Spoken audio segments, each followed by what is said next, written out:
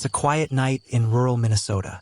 The kind of night where the world feels still, where every sound carries, and the silence feels almost too heavy.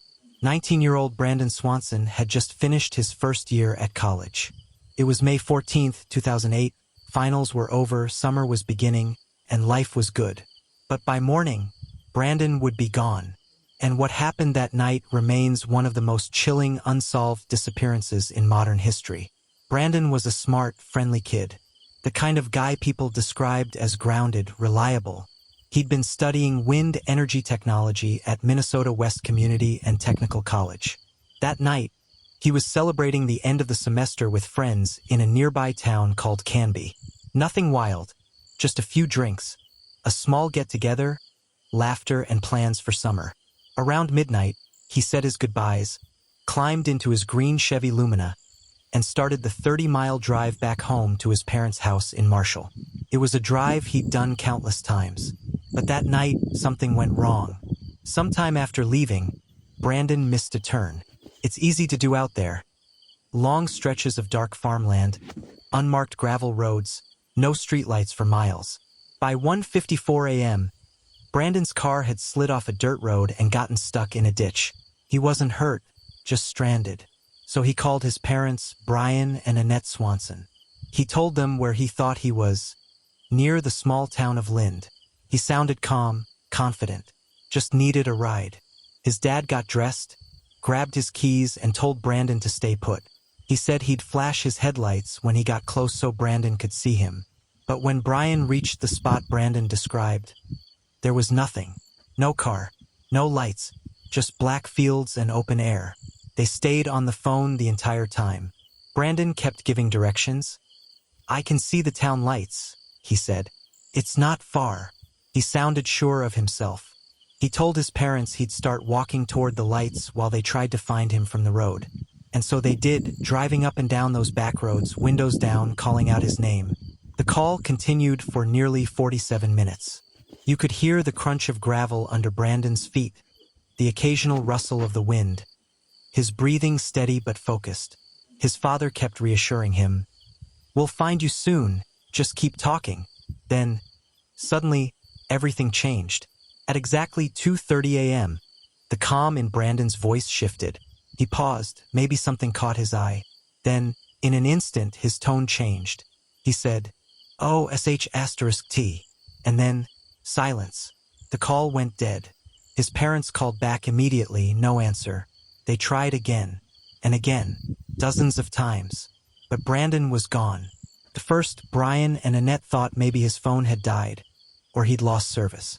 They spent hours driving through the night, calling his name, honking, flashing headlights. When sunrise came, they went to the police. But the initial response wasn't what you'd expect. Officers told them it wasn't unusual for a college kid to go missing after a party. Maybe he'd just gone off on his own. But his parents knew better. Brandon wasn't that kind of kid, so they pushed hard. And by that afternoon, a full search began. When police finally located his car, their confusion deepened. The Chevy Lumina wasn't near Lind, where Brandon thought he was. It was found 25 miles away, near Taunton, parked neatly at the edge of a gravel road. Not in a ditch, not damaged, just sitting there. No footprints, no tire tracks leading away, no signs of a struggle, just nothing. Tracking dogs were brought in. They picked up Brandon's scent leading from the car, down a gravel road, across 2 fields, and toward a river called the Yellow Medicine. Then the scent stopped, abruptly, at the water's edge. Divers searched for days. Nothing. The current was mild. If Brandon had fallen in, his body should have surfaced nearby. But it didn't. Search teams scoured the area. Drones, volunteers, cadaver dogs, all came up empty. It was like he'd stepped off the face of the earth. Over the years, 3 main theories have emerged about what might have happened that night. Theory 1. Brandon fell into the river and drowned. It's the simplest explanation, but one that doesn't quite fit. The water level was low that spring, and no remains or personal items were ever found. Theory 2. He got lost and disoriented, wandered farther than search teams realized, and fell into an unmarked pit, an abandoned well, or a hidden crevice somewhere in those vast fields. That region is filled with open farmland and old, forgotten terrain. A place where a single misstep could mean vanishing without a trace. Theory 3. The most unsettling possibility, that someone found Brandon before his parents did. It's a chilling thought, but not impossible. The abrupt end to the call, the lack of footprints, the car's distance from where he believed he was, all hint that something more happened that night. Some locals have speculated about foul play, though police found no direct evidence. Still, the case remains wide open and hauntingly unresolved. For the Swanson family, the nightmare never ended. Brian and Annette said they can still hear their son's voice in their heads, calm, steady, walking toward what he thought were city lights. Every year since, they've retraced those same roads, hoping for a clue, a sign, a miracle. They pushed for stronger missing person protocols in Minnesota, and because of them, the Brandon's Law was passed in 2009, requiring police to begin searches immediately, regardless of a person's age. Powerful legacy born from heartbreak. But even with that law, even with every effort, Brandon has never been found. It's been over 15 years. No new evidence.